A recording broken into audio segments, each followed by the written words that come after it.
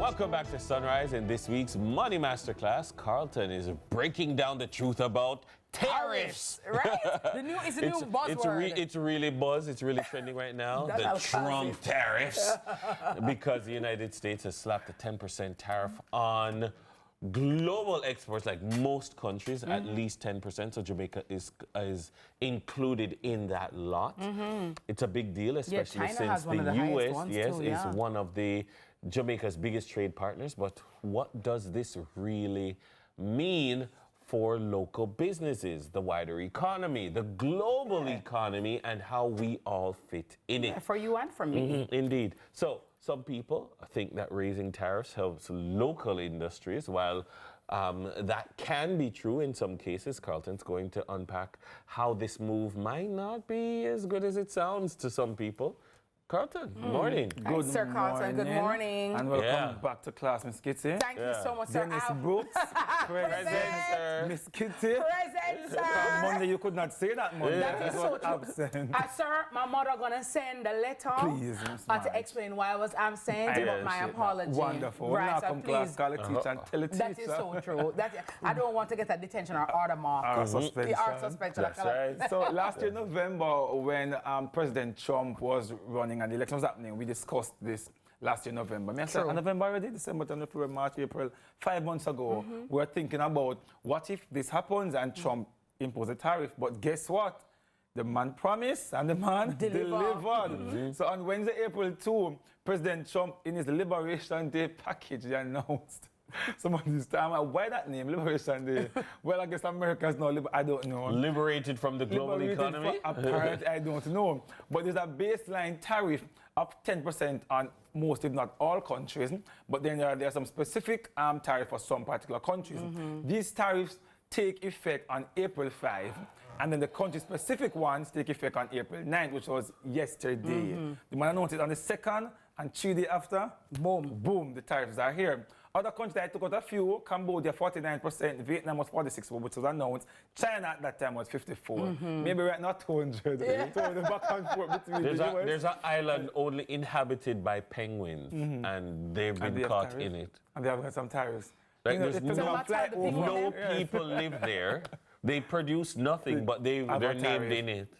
But let us look at what's a tariff. For those persons who missed class last year, November or December, let me remind you what that is. It's really a tax or a fee that is imposed by a country on goods that are being imported into their country. But you may ask, well, why would they do something of that nature? Obviously, in this scenario, the president is saying that he wants to protect his local industry. And that's one of the reasons why a lot of countries do it as well. Because if you're to buy local. Yeah, you want the person to buy local, support local. You want to also raise revenue within the country. And that could mean increase manufacturing in the country. You want the country to start producing more. So there are good things about it, and there may possibly be some bad things about it if you're looking at it from a different angle.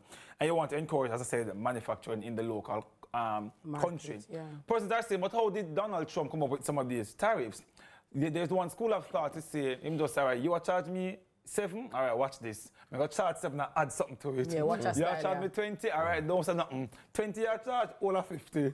Or it's related to the trade deficit that exists between the U.S. and the country. School of thought as well, Dennis would have explained. And that really is, look at what you are exporting versus what you are importing. Is it that I am taking more than what I'm sending out? And if there is a deficit between there, well, let us do something. Tariff to fill the gap. Tariff to fill the gap right there. Thank you.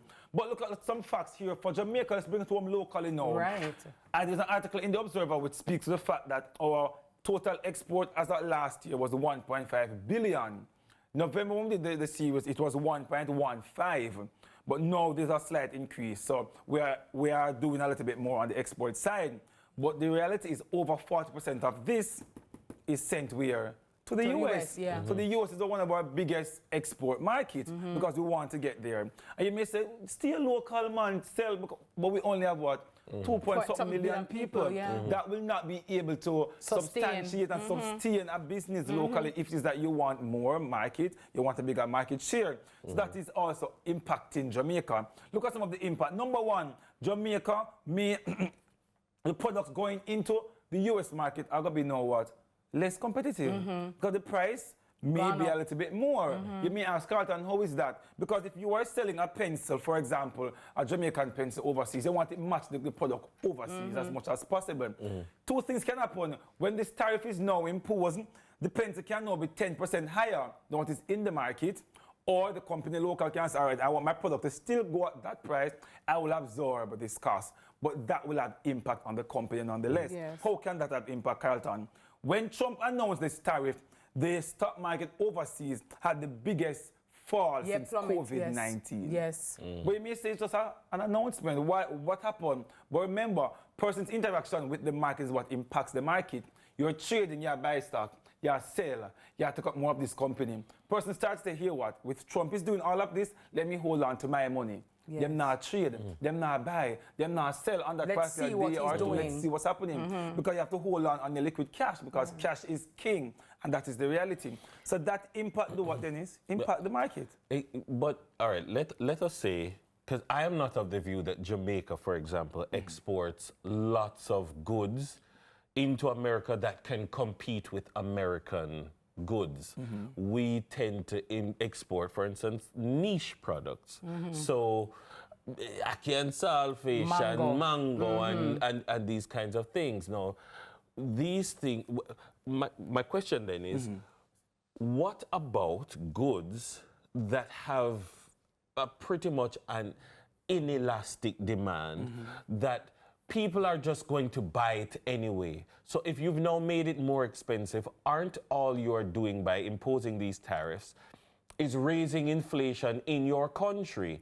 And then what are the implications of you causing, what would that be, cost push inflation to go up in your country? Because people are, I don't envision Americans to just stop buying Audis and BMWs because they're German vehicles or Hondas. People are going to buy a Toyota Camry, and a Honda Civic is still the most purchased vehicle in the United States market. And there's a lot of truth to what you are saying. But look at it. Nissan. And nobody's just going to start driving a Ford because they have their preferences. And the certain goods are giffen goods, certain goods are luxury goods. By making it more expensive, you're just going to cause demand to remain, and so it's just going to get more expensive. So there's some truth to it. But look at what happened earlier when they just announced it.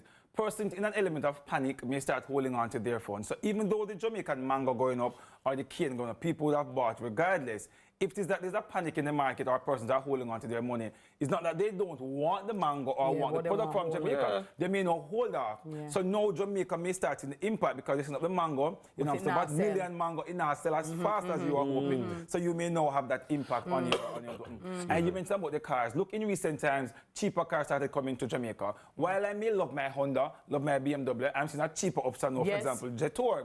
So maybe the shift may not happen tomorrow morning, you know, but a gradual shift over when persons are not having enough liquid cash in hand. Sometimes the demand can change to something cheaper. Yes, and so especially if the cheaper thing is matching up with the price, the luxury item. Like, okay. So you look at it like that as well. So there may be some impact at some point in time if the American market starts producing the same items and it is just as comparable in features, but less expensive. You may see that. It's possible that you may see that. Still a way for them to show me an American car that is 100% American. Let us hope for it. Quickly, the stock market on the impact, I mentioned that already. Impact on your investment locally. So if a company here is exporting and then the sales start falling off, you start seeing it in the revenues, which will start seeing it in your dividend payment. Stock price may go down. So you look at that as well. And let me wrap right here now, because while we're complaining about Donald Trump and the tariffs and supporting local,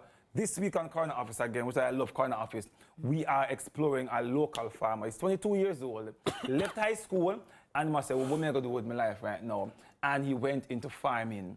Nice. At 22 years old. And here what? He is doing an amazing job with flowers and fruit trees and over there in St. Thomas. Let's take a look at the promo. Lots of persons don't know that grape grow in Jamaica. No, grape or some vineyard over Italy, over the wine capital. You went with grapes and flowers. Nah, I have my gloves, but when it just started out, just hand alone. But as a businessman, you can't be afraid to get your hands dirty now.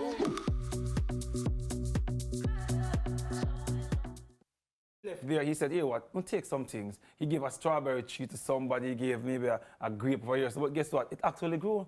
We have a video here when the strawberry tree just start blossom and strawberry grow out here in Jamaica. So if you want strawberry too expensive, take a look what your strawberry grow out here. So you need to pick up a strawberry tree.